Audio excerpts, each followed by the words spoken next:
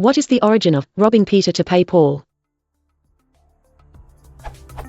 I know what this means, to pay one debt by incurring another, or other variants of it, but where did the saying come from?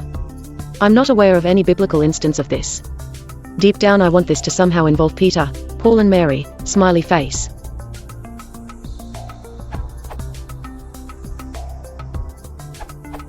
The origin comes from the Peter tax and the Paul tax. The expression refers to times before the Reformation when church taxes had to be paid to St. Paul's Church in London and to St. Peter's Church in Rome. Originally it referred to neglecting the Peter tax in order to have money to pay the Paul tax. The Peter tax referred to the tax that people had to pay to fund the building of St. Peter's Church, while the Paul tax referred to the tax that the people had to pay to fund the building of St. Paul's Cathedral.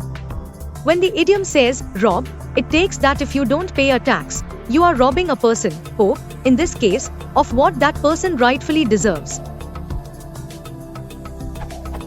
Thus, the saying means not paying the Peter tax in order to pay the Paul tax.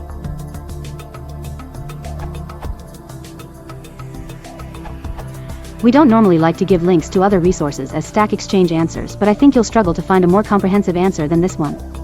The lands of Westminster so dilapidated by Bishop Thoby, that there was almost nothing left to support the dignity, for which good service he had been preferred to the See of Norwich, in the year foregoing. Most of the lands invaded by the great men of the court, the rest laid out for reparation to the Church of St. Paul, paired almost to the very quick in those days of rapine. From hence first came that significant byword, as is said by some, of robbing Peter to pay Paul. In essence the expression is very old, possibly dating to around 1380, but there is ongoing discussion around why the names Peter and Paul were chosen.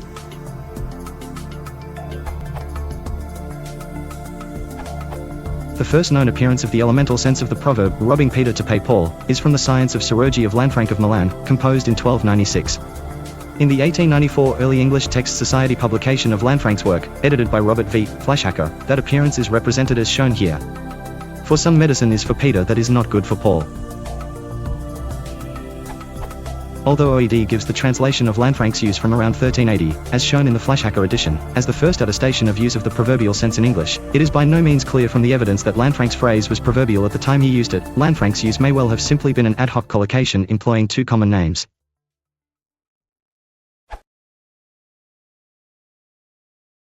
If you want to support the channel, please consider liking and subscribing.